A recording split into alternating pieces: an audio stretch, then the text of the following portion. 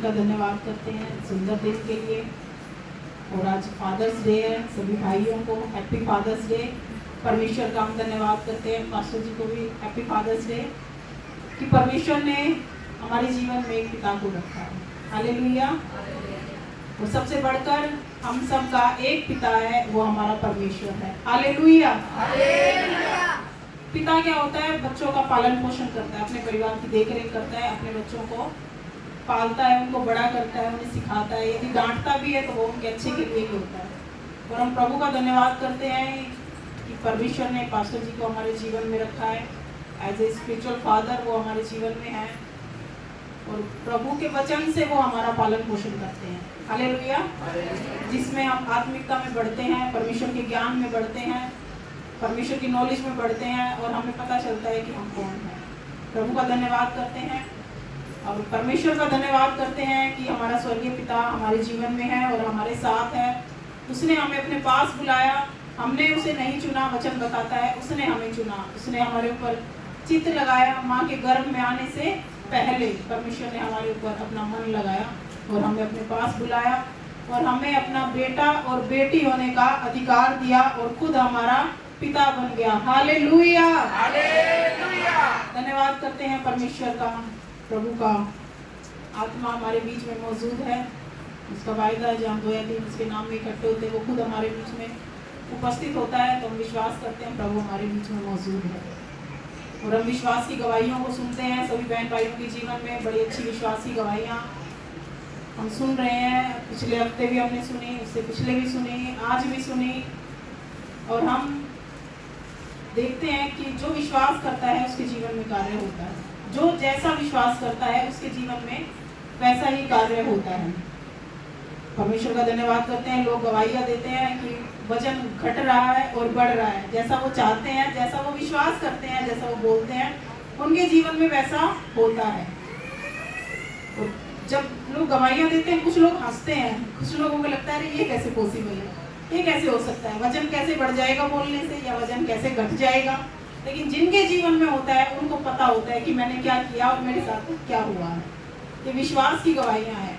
परमेश्वर विश्वास के बिना लिखा है, परमेश्वर को प्रसन्न करना अनहोना है। हम किसी भी परिस्थिति में हो, हम परमेश्वर को अपना विश्वास दिखाएं। परिस्थितियां मायने नहीं रखती कि हम क्या विश्वास कर रहे हैं और हम कैसा विश्वास करेंगे। हमारा विश्वास मायने रखता है कि हम कैसा विश्वास करेंगे और कैसा हमें उत्तर मिलेगा। परमेश्वर तो वो परमेश्वर है कि जो आप विश्वास कर सकते हैं वो उसको संभव कर सकता है। अब वो आपके ऊपर है कि आप क्या विश्वास करेंगे। अगर 10 रुपए की चीज को आप 10 रुपए में खरीद के कहें कि मैंने विश्वास किया और मुझे 10 रुपए में मिल गया, तो वो विश्वास नहीं है, क्योंकि वो तो है ही ऑलरेडी 10 रुपए का। वो सामान 10 ही रुपए का है और 10 में आपको मिल रहा है, तो आप उसको विश्वास नहीं कह सकते। विश्वास है असंभव को भी संभव होते हुए देखना। ये है परमेश्वर का विश्वास। जो हमें लगता है कि कभी पॉसिबल नहीं है और उस पे आप विश्वास करें कि ये मेरे जीवन में होगा, वो तो है विश्वास। और परमेश्वर उसको पूरा करने की ताकत रखता है। हालेलुया। तो अब हम सब के ऊपर है कि हम क्या प्रभु के ऊपर विश्वास करते हैं। अब हम इतनी गवाहियों को सुनते हैं। एक बार हम भी कहीं प्रार्थना में गए हुए थे, करीब कई साल पहले की बात है, 5-6 साल पहले की। हम यूपी प्रार्थना में गए हुए थे और जब 2-3 दिन हमें सफर करते हुए हो जाते हैं प्रार्थना के उससे, तो हम गाड़ी में जो परेशान होने लगते हैं।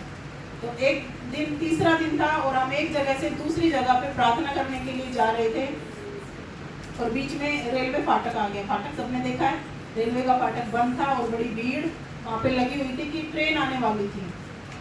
और जब मैं परेशान होने लगी खास तौर पे गाड़ी में, तो मैं सोच रही, मैंने कहा क्या ऐसा हो सकता है कि ट्रेन ना आए, फाटक खुल जाए और हम पार हो जाए, ट्रेन ना आए और उससे पहले ही फाटक खुल जाए और हम निकल जाएं।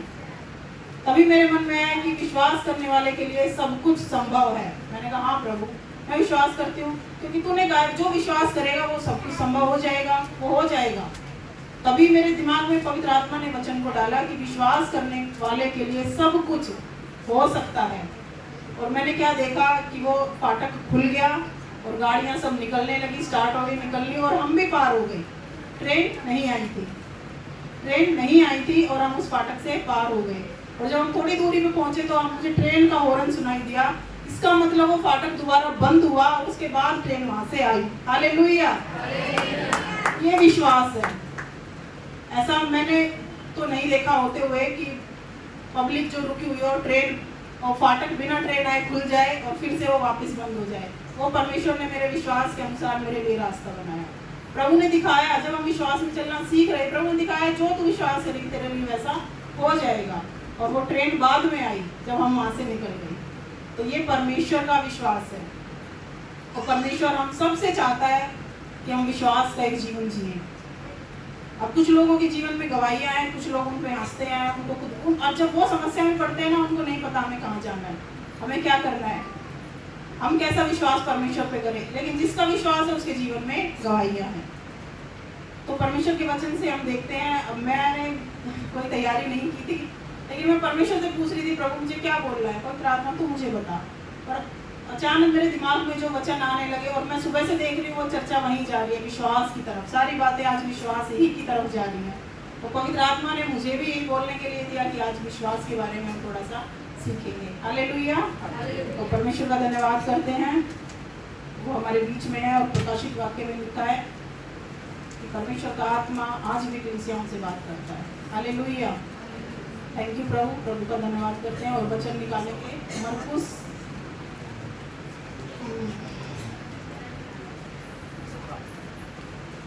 की किताब है और वचन है 11 का 24।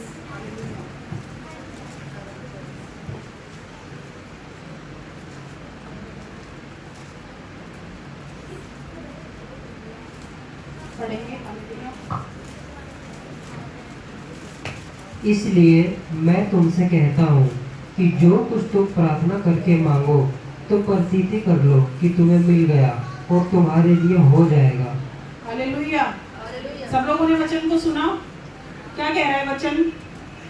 प्रभु ने कहा इसलिए मैं तुमसे कहता हूँ कि जो कुछ तुम प्रार्थना करो, प्रार्थना करके मांगो तो विश्वास कर लो कि तुम्हें मिल गया और तुम्हारे लिए हो जाएगा।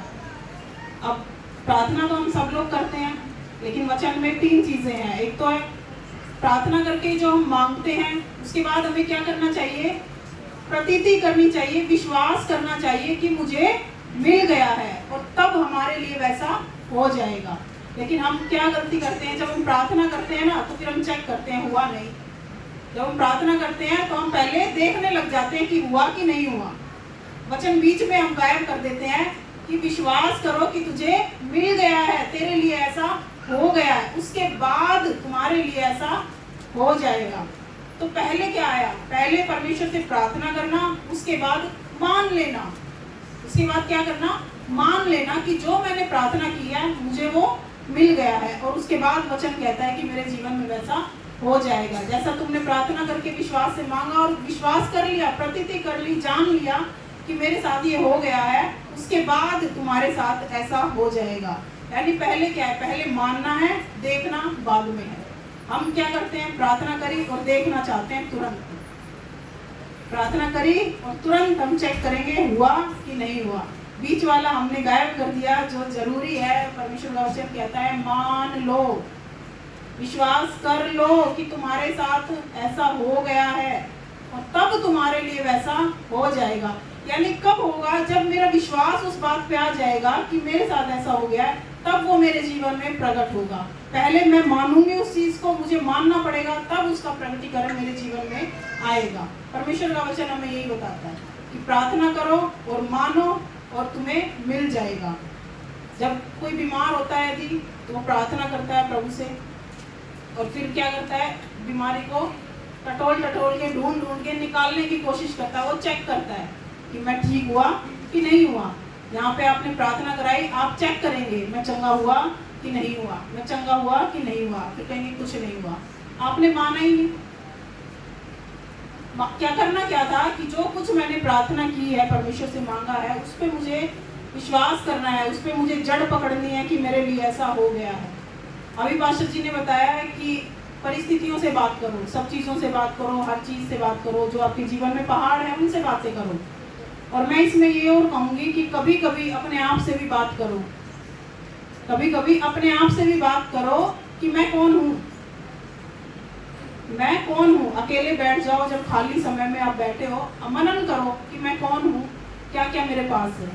कई बार ऐसा होता है कि हम जब अपने दिमाग में गुणा भाग लगाने लगते हैं, कई बार हम अकेले होते हैं, बहुत शांत होते, सोचते हैं ना कितनी प्रॉपर्टी है मेरे पास, कितने गहने हैं मेरे पास, कितने कपड़े हैं। हम कभी मनन करते हैं, सबके साथ है, सब सोचते हैं मेरे पास क्या क्या है, लेकिन कभी परमेश्वर के वचन से भी जानो मेरे पास क्या क्या है।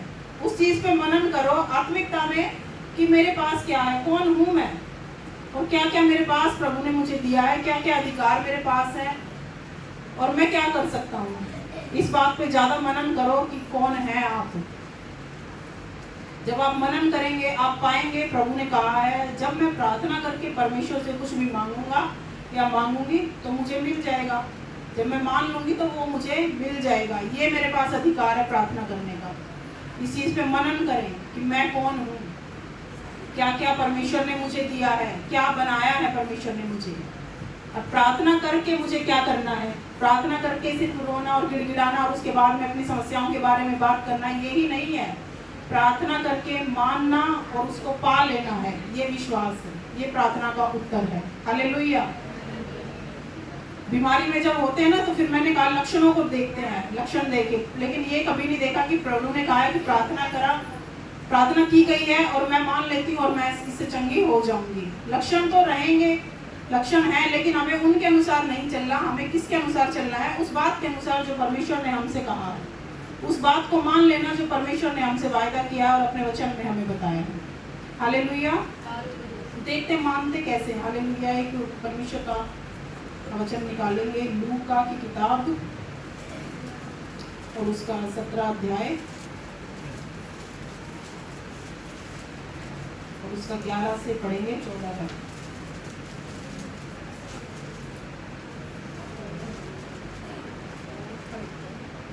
हेडिंग है कोढ़ के 10 रोगियों को चंगा करना। ऐसा हुआ कि वह यरूशलेम जाते हुए सामरिया और गलील के बीच से होकर जा रहा था। किसी गांव में प्रवेश करते समय उसे 10 कोढ़ी मिले। उन्होंने दूर खड़े होकर ऊंचे शब्द से कहा, हे यीशु, हे स्वामी, हम पर दया कर। उसने उन्हें देखकर कहा, जाओ और अपने आप को याजक को दिखाओ। और जाते ही जाते वे शुद्ध हो गए। हालेलुया। सबने वचन को सुना। वचन बता रहा है कि कोढ़ के 10 रोगी थे और प्रभु यीशु मसीह उनको मिला। एक गांव में प्रवेश करते हुए प्रभु को वो 10 कोढ़ी मिले। वो कोढ़ी थे दूर और प्रभु यीशु मसीह था सामने, होगा लिखा है ना, दूर से। उन्होंने दूर खड़े होकर ऊंचे शब्द से कहा, हे यीशु, हे स्वामी, हम पर दया कर। कोढ़ी प्रभु के पास नहीं आए, कोढ़ी दूर थे और प्रभु दूर था। कोढ़ियों ने बोला, प्रभु यीशु, हम पर दया कर। यीशु ने क्या कहा? यीशु ने कहा, उसने उन्हें देखा कि कोढ़ी हैं और कहा, जाकर अपने आप को याजकों को दिखाओ। प्रभु यीशु मसीह ने कोई प्रार्थना की उनके लिए, कुछ कहा उनको कि मैं तुम्हें चंगा करता हूँ, कुछ नहीं कहा। कोढ़ी दूर थे, प्रभु यीशु मसीह ने छुआ तक नहीं, वो पास भी नहीं आए।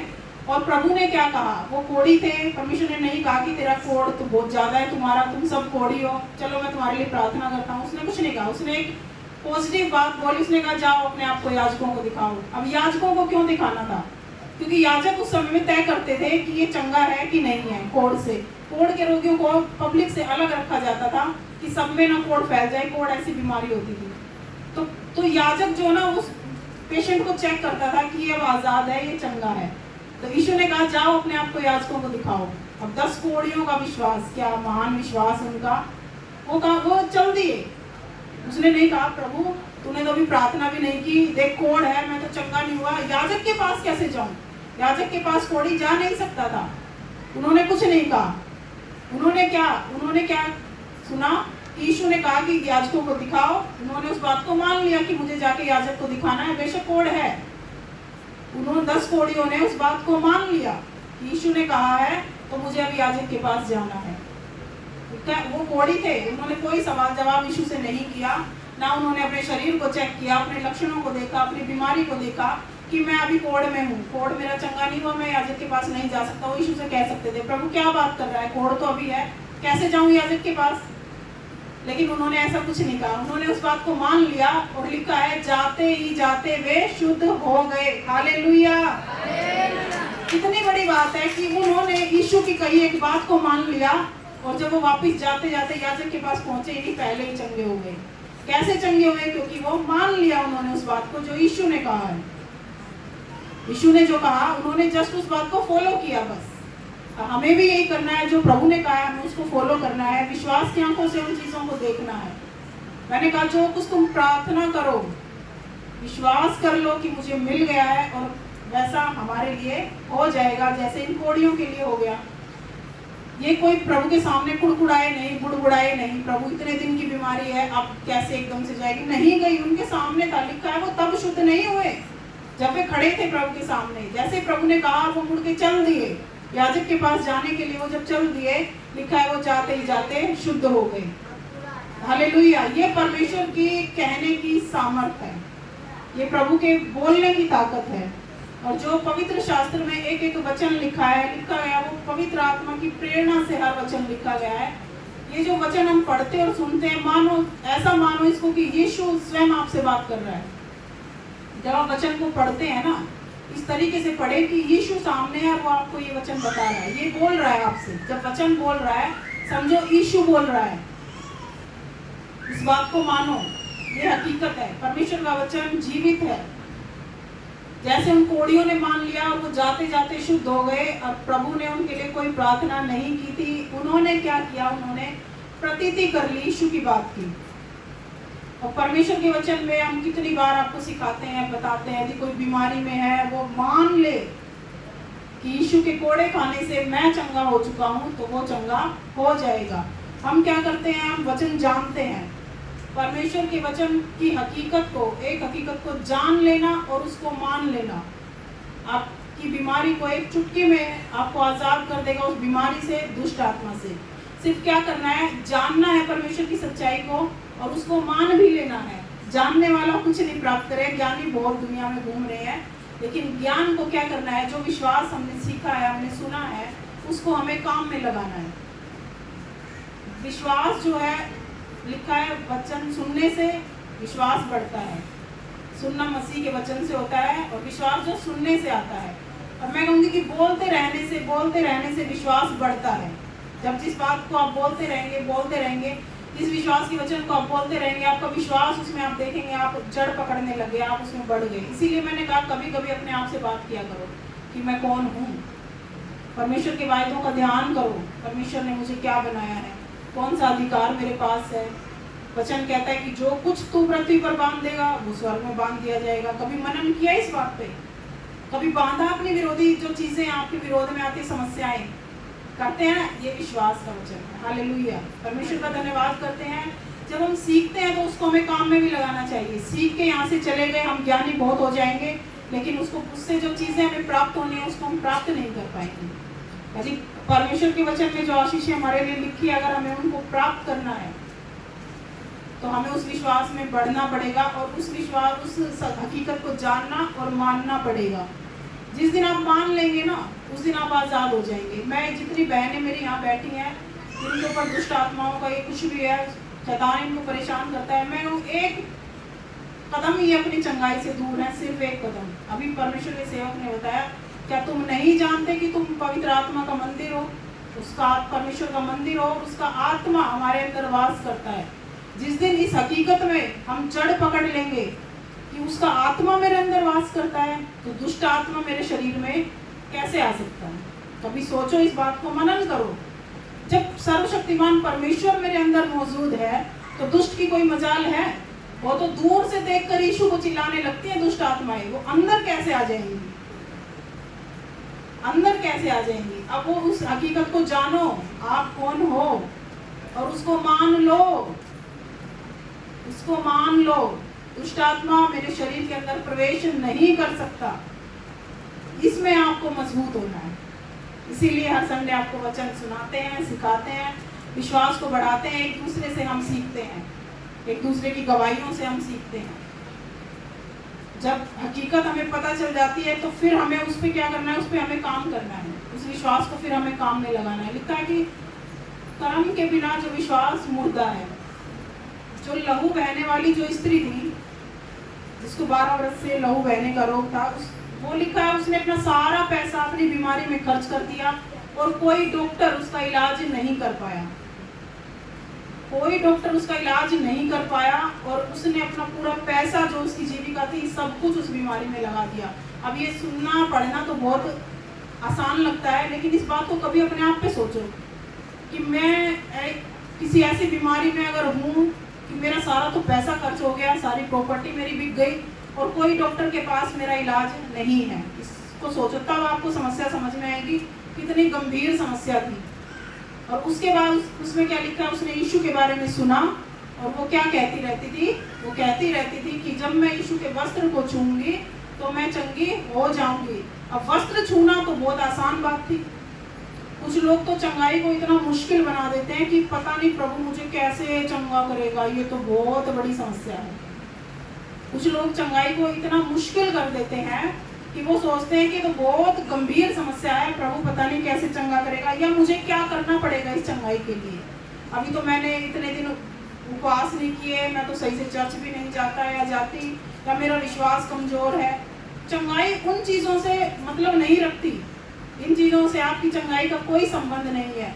आपकी चंगाई एक आयत में खत्म हो जाती है जो यशायाह 53 में लिखा हुआ है, निश्चय उसने मेरे सब रोगों को सह लिया और मेरे सारे दुखों को उसने उठा लिया। आपकी चंगाई वहाँ पे खत्म हो जाती है। उसके लिए आपको कुछ भी नहीं करना है, एक्स्ट्रा एफर्ट्स कुछ नहीं लगाना कि मैं कैसे चंगा हूँ। आपको सिर्फ विश्वास करना है उस वचन पर और उसको मान लेना है कि जब यीशु ने कोड़े खाए, यीशु ने मेरी बीमारी को अपने शरीर में ले लिया, तो बीमारी का मेरे ऊपर अधिकार नहीं रहा। सिर्फ आपको जानना है और उस बात को मान लेना है। चंगाई बहुत आसान है। अब उसने कहा, वो स्त्री कहती थी जब मैं यीशु के वस्त्र को छूऊंगी तो मैं चंगी हो जाऊंगी, और जब उसने ऐसा किया जैसा वो कहती रहती थी, जब उसने अपने विश्वास को उस काम में लगाया, विश्वास के अनुसार जब उसने उस काम को किया, प्रभु के कपड़े को छुआ और वो तुरंत चंगी हो गई। अब प्रभु ने पूछा कि मुझे किसने छुआ? चेले सोच में पड़ गए कि प्रभु ये कैसी बात कर रहा है, छूना तो भीड़ तेरे ऊपर गिर पड़ रही है। पूरी भीड़ यीशु को छू रही थी, क्या सब चंगे हो गए? उसका कपड़ा भी टकरा रहा होगा, यीशु खुद उनसे छुआ जा रहा होगा, क्या सब चंगे हुए वहां पे? लेकिन एक छूना था जो विश्वास का छूना था, जो उस स्त्री ने छुआ, उसने उसको चंगा किया। प्रभु ने कहा कि तेरे विश्वास ने तुझे चंगा किया। भीड़ सब छू रही थी, कपड़े टच हो रहे थे, कुछ नहीं हुआ। लेकिन जब विश्वास को काम में लगाया, जब विश्वास को उस स्त्री ने काम में लगाया तो वो चंगी हो गई। तो प्रभु ने जान लिया कि मेरे अंदर से सामर्थ्य निकली और कोई व्यक्ति यहाँ पे चंगा हुआ है। और प्रभु ने उससे कहा, ये नहीं कहा कि तूने मेरे कपड़े को छुआ इसलिए तू चंगी, उसने कहा तेरे विश्वास के अनुसार, तेरे विश्वास के द्वारा तू चंगी हुई।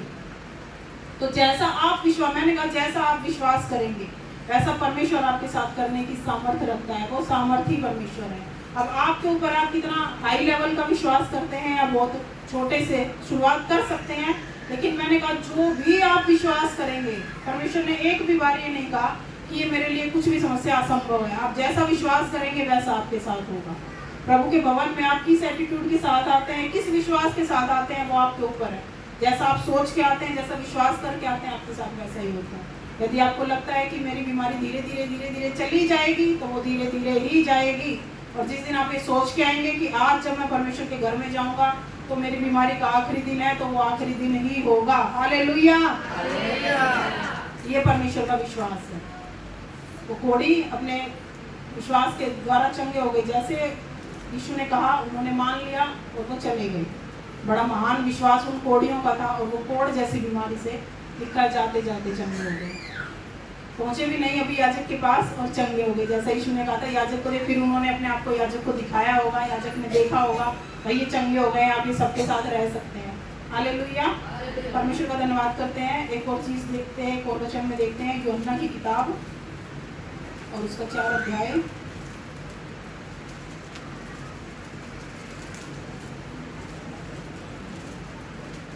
यूहन्ना 4 का वचन पढ़ेंगे 46 से।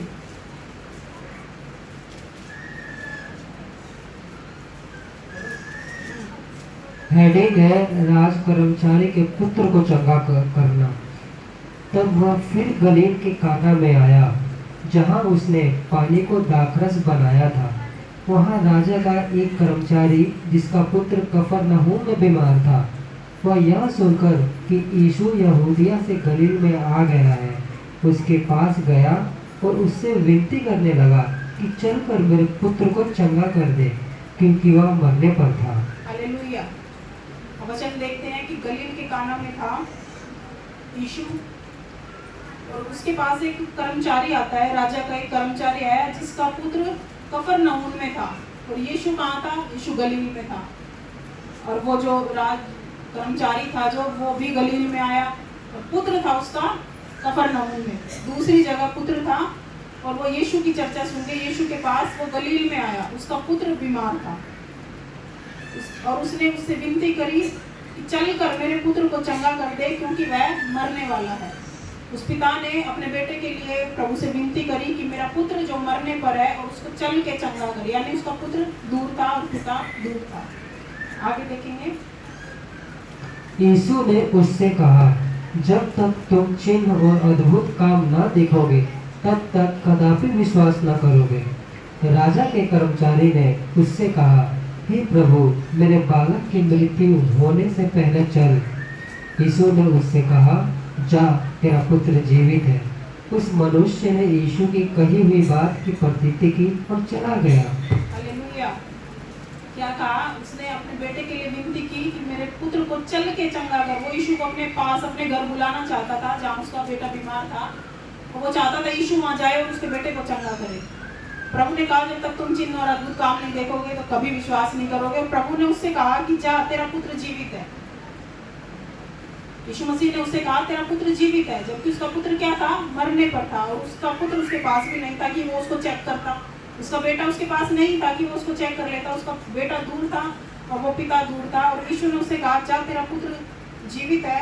उस मनुष्य ने यीशु की कही हुई बात की प्रतीति की और चला गया। उस पिता ने क्या किया कि यीशु ने कह दिया है, उसने विश्वास किया और वहां से चला गया। उसने प्रभु से कुछ उसके बाद नहीं कहा कि तू चल कर चंगा कर। प्रभु, तू जब तक नहीं छुएगा कैसे चंगा होगा? उसने जो प्रभु ने एक बात उसको बोली, उसने उसका विश्वास किया और वो व्यक्ति वापस चला गया। आगे वचन देखेंगे। वह मार्ग में ही था कि उसके दास उससे आ मिले और कहने लगे, तेरा लड़का जीवित है। उसने उनसे पूछा, किस घड़ी वह अच्छा होने लगा? उन्होंने उससे कहा, कल 7वें घंटे में उसका ज्वर उतर गया। तब पिता जान गया कि यह उसी घड़ी हुआ जिस घड़ी यीशु ने उससे कहा, तेरा पुत्र जीवित है। और उसने और उसके सारे घराने ने विश्वास किया। हालेलुया। आपने देखा कि वो पिता जो था, यीशु ने जैसे ही उससे कहा कि तेरा पुत्र जीवित है, और वो मुड़ा और वापस चला गया। वो अपने जब शहर में पहुंचा भी नहीं, अपनी जगह पे पहुंचा भी नहीं, उसके सेवक उसके पास आए और उसको बताया, उसको खुशखबरी दी कि तेरा पुत्र जीवित है। उसने उस व्यक्ति ने तुरंत पूछा, उस पिता ने तुरंत पूछा कि कब ये हुआ, किस टाइम ये ऐसा हुआ कि वो ठीक होने लगा। उसके सेवकों ने बताया कि इस घड़ी में तेरा पुत्र चंगा होने लगा। तब उस पिता को याद आया कि इसी समय यीशु ने मेरे से कहा था कि जा, तेरा पुत्र जीवित है।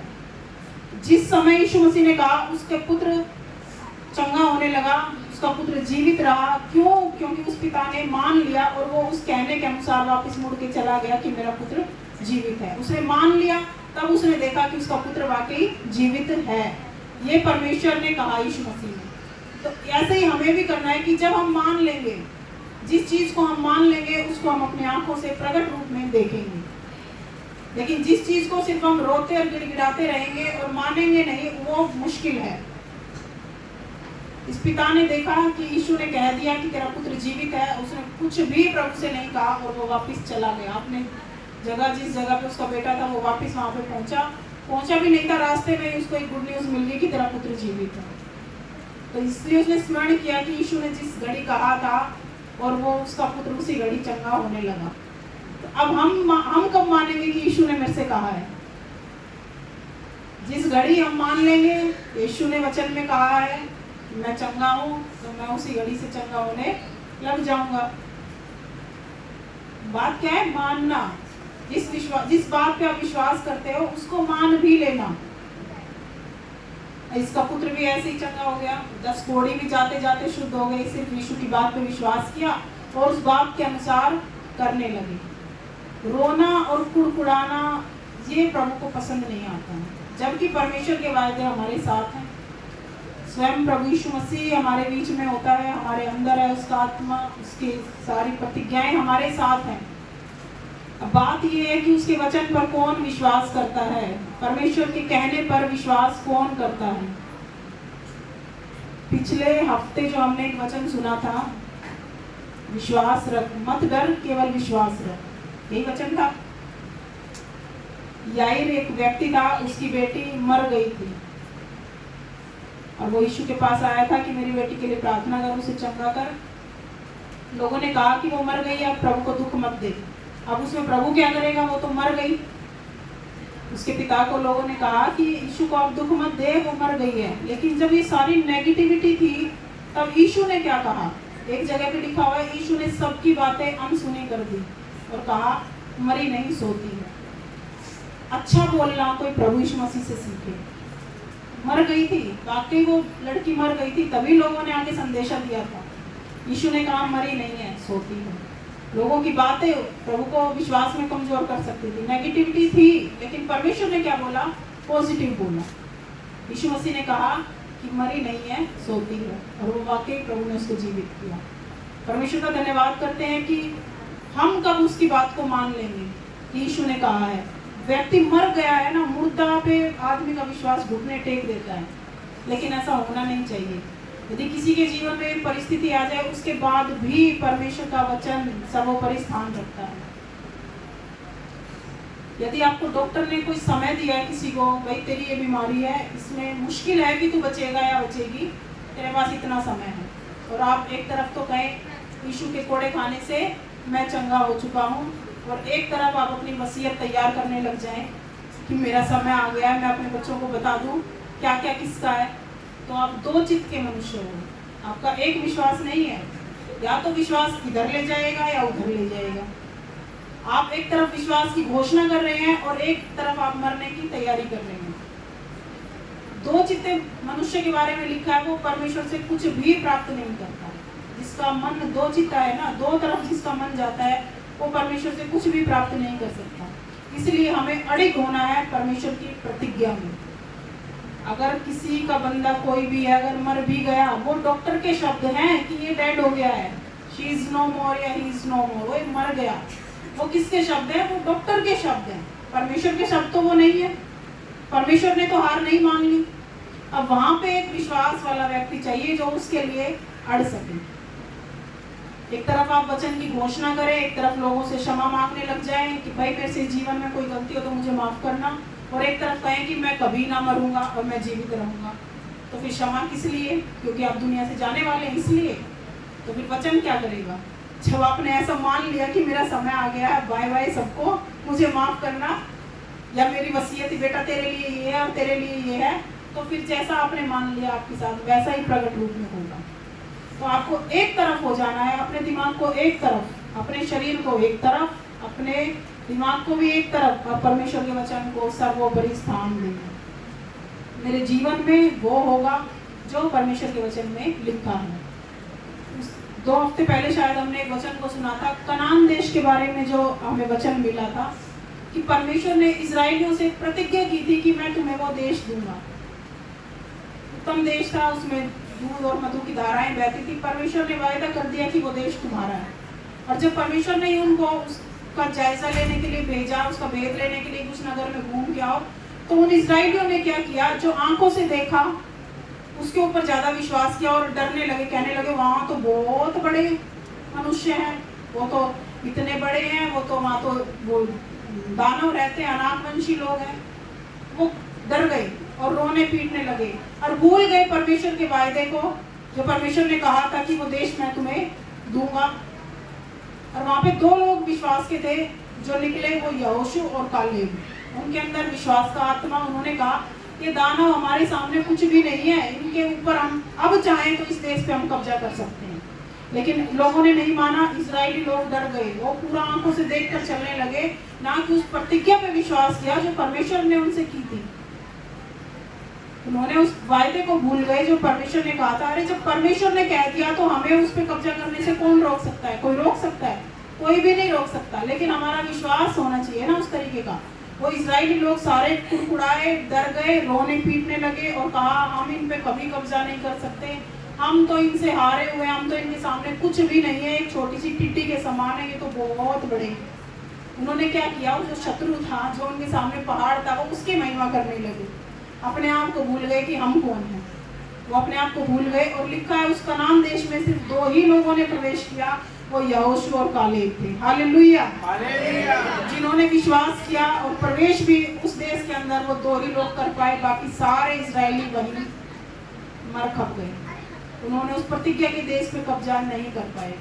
क्यों? क्योंकि परमेश्वर के वायदे से चूक गए, परमेश्वर के वायदे पे विश्वास करने में वो कच्चे निकले।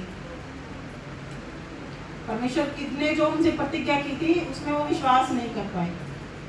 तो इसलिए जो परमेश्वर ने हमसे प्रतिज्ञाएं की है, पहले तो उनको जानना। मैंने कहा पहले उनको जानना कि मेरे विषय में क्या लिखा गया है, क्या कहा गया है, और फिर उनको मान लेना। फिर उनको मान लेना, हमारे जीवन में चंगाई, छुटकारा, जो हम चाहते हैं वो सब कुछ आएगा। प्रभु कहता है विश्वास की अच्छी कुश्ती लड़।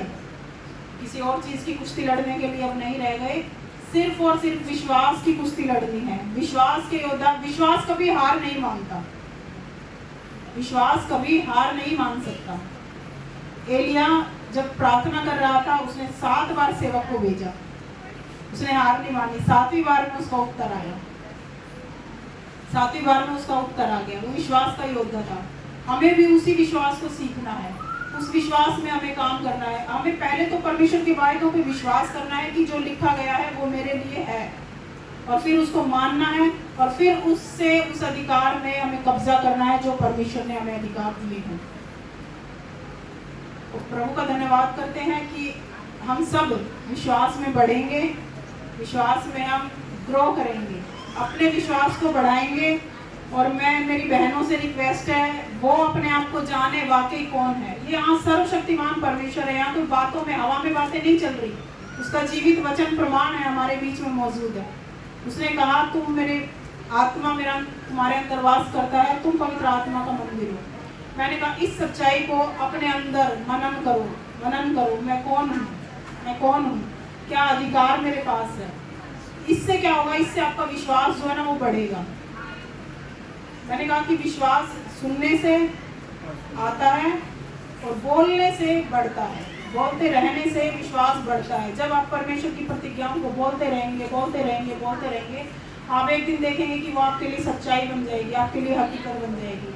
और यदि आप किसी बीमारी में हैं और आपने उसके लिए प्रार्थना की है, तो प्लीज लक्षणों को मत देखें, फिर ढूंढ के उन गांठों को, उन बीमारियों को निकालने की कोशिश मत करें। आप 1 घंटा आपने प्रार्थना में समय बिताया, आपने विश्वास की अच्छी घोषणा की, आपने परमेश्वर के अनुसार अपने काम को कर दिया, और फिर उसके बाद दिन भर आप लक्षण देखते रहे, यहाँ दर्द है, अभी है, अभी है, अभी है। तो आपने जो 1 घंटा घोषणा की थी या विश्वास में जो 1 घंटा बिताया ना, आपने उसको 0 कर दिया। जो आपने प्रार्थना करी है और जो परमेश्वर का वायदा उसके बारे में कहता है, उस पर आंख बंद करके विश्वास करें, उस बात को मान लें। अब्राहम के जीवन से देखते हैं, आइए अब्राहम का एक वचन देखेंगे, रोमियो की किताब,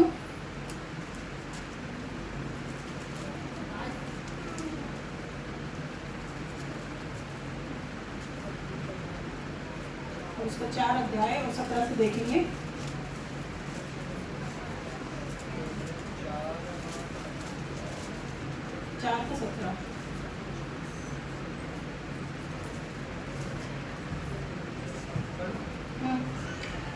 जैसा लिखा है, मैंने तुझे बहुत सी जातियों का पिता ठहराया है, उस परमेश्वर के सामने जिस पर उसने विश्वास किया, और जो मरे हुओं को जिलाता है, और जो बातें हैं ही नहीं उनका नाम ऐसा लेता है कि मानो वे हैं। उसने निराशा में भी आशा रखकर विश्वास किया, इसलिए कि उस वचन के अनुसार कि तेरा वंश ऐसा होगा और बहुत सी जातियों का पिता हो।